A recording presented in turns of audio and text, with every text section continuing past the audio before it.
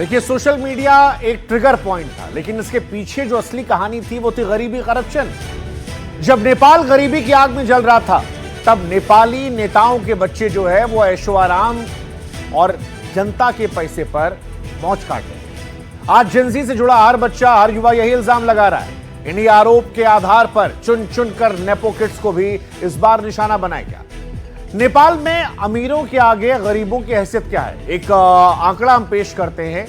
दरअसल नेपाल को लेकर जो रिपोर्ट आई है वो ये कहती है कि नेपाल की इकॉनमी कामगारों के भेजे पैसे पर टिकी है। कामगार नेपाल की जीडीपी का बोझ ढोते आए हैं। साल 2000 में जीडीपी में कामगारों के भेजे पैसे का 4% कंट्रीब्यूशन था। 2010 में, 2016 में ये 30% हो गया। लगातार ये बढ़ता जा रहा था। जिस अमीरी गरीबी के खाई पर आंदोलन खड़ा हुआ, उसकी इनसाइड स्टोरी क्या है, एक रिपोर्ट दिखाते हैं ताकि आप ये समझ पाएं कि नेपाल में जो बगावत भड़की वो सिर्फ सोशल मीडिया की वजह से नहीं थी, वो पहले से ही आग लगी पड़ी थी। बस जो आखिरी माचिस है वो उस फैसले लगाई जहां पर सोशल मीडिया बैन कर दिया।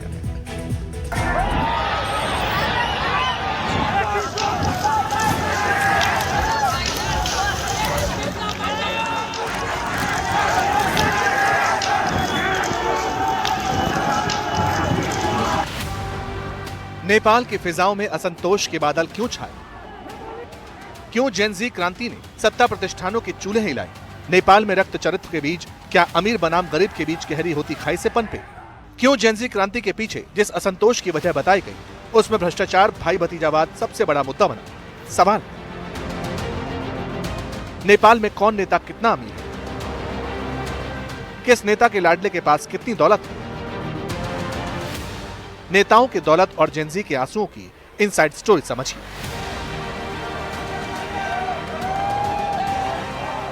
जब सत्ता पर बैठे लोगों ने नेपाल के युवाओं की आवाज अनसुनी की, तब प्रोटेस्ट शुरू हुआ। इल्जाम लगा कि सत्ता पर बैठे लोग और उनके बच्चे अमीर होते गए और गरीब और गरीब। अब सवाल है कि नेपाल का कौन सा नेता कितना अमीर है? जो ओली जेनजी क्रांति के आगे सरेंडर हुए, उनके पास कितनी संपत्ति है? ग्लोबल वॉच एनालिसिस की रिपोर्ट बताती है कि ओली की नेटवर्थ 300 करोड़ रुपए से ज्यादा है। जिनेवा के बैंक में 41 करोड़ रुपए जमा है। स्विस बैंक का खाता है जिसमें 1 करोड़ 87 लाख रुपए ब्याज आता है। ओली के पास 18 तोला सोना है और नेपाल के बैंकों में 52 लाख नेपाली रुपए जमा। जेनजी क्रांति के शोलों में नेपाल के पूर्व पीएम शेर बहादुर का घर फूंक डाला गया, उन्हें बेरहमी से पीटे तक किया। पूर्व पीएम प्रचंड के घर तक में तोड़फोड़ की गई। नेपाल के इन दोनों दिग्गज नेताओं के पास कितना पैसा है, ये भी जाने। भरतपुरा में प्रचंड के पास 14 कट्ठा जमीन है, एक घर है, 2 तोला से ज्यादा सोना। नेपाल के बैंकों में 25 लाख रुपए से ज्यादा जमा है। अब शेर बहादुर दौबा कितना अमीर है, इसका डाटा भी जाने। डिडल धुरा में 57 रोपनी से ज्यादा जमीन, कंचनपुरा में 10 बीघा से ज्यादा जमीन, बैंकों में जमा है 16 लाख रुपए।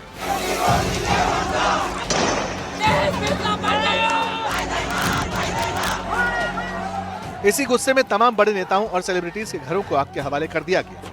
लेकिन नेपाली नेताओं के बच्चे हैं कौन, कैसे है नेपो किड्स की लाइफ? पहली है नेपाल की ब्यूटी क्वीन 29 साल की श्रृंखला खातीवाड़, जो सबसे ज्यादा ट्रोल हो रही हैं। श्रृंखला के खिलाफ युवाओं का गुस्सा ऐसा है कि प्रदर्शन के दौरान उनके घर को भी आग लगा दी गई। श्रृंखला नेपाल के पूर्व स्वास्थ्य मंत्री विनोद खातीवाड़ा की बेटी है। उनकी मां बागमती प्रांत की विधानसभा सदस्य। श्रृंखला 2018 में मिस नेपाल वर्ल्ड रह चुकी हैं और इंस्टाग्राम पर काफी एक्टिव है। तस्वीरों से पता चलता है कि वो अमेरिका और यूरोप में घूमती रही हैं। अगस्त के महीने तक इंस्टाग्राम पर श्रृंखला के 10 लाख से ज्यादा फॉलोअर्स थे, लेकिन आंदोलन शुरू होने के बाद उनका मौन नेपाल के जेनजी को चुप किया। नतीजा ये हुआ कि सिर्फ 27 अगस्त से 9 सितंबर के बीच उनके फॉलोअर्स की संख्या में लगभग 1 लाख की गिरावट आ गई। नेपाली कांग्रेस के बड़े नेता और पूर्व पीएम शेर बहादुर देउवा के बेटे जयवीर सिंह देउवा ने सिंगर शिवना श्रेष्ठा से शादी की है। शिवना के वीडियो और तस्वीरें सोशल मीडिया पर खूब सर्कुलेट हुई। दोनों ही काफी लग्जरी लाइफ जीते हैं, करोड़ों की संपत्ति के मालिक हैं। नेपाल में प्रदर्शन के बीच मिस नेपाल अर्थ सुप्रिया श्रेष्ठा की तस्वीरें भी वायरल हुई, जिनमें बताया गया कि वो विदेशों में लग्जरी लाइफ जीती हैं। श्रेष्ठा को पूर्व विदेश सचिव और राजदूत केदार भक्त श्रेष्ठा की पोती बताया जा रहा था, लेकिन उन्होंने खुद सोशल मीडिया पर बताया कि उनका उनसे कोई लेना देना नहीं। तो क्या श्रेष्ठा अपने सरनेम और लग्जरी लाइफ के चलते लोगों के निशाने पर आ गई? नेपाल के पूर्व पीएम और कम्युनिस्ट पार्टी ऑफ नेपाल के प्रमुख पुष्प कमल दहल प्रचंड की पोती स्मिता दहल भी आंदोलनकारियों के निशाने पर हैं। स्मिता की तस्वीरें शेयर कर कहा जा रहा है कि वो लाखों रुपए के हैंडबैग लेकर चलती हैं। इन सारी तस्वीरों से इतर अब नेपाल में प्रति व्यक्ति आय का बही खाता भी समझ लीजिए।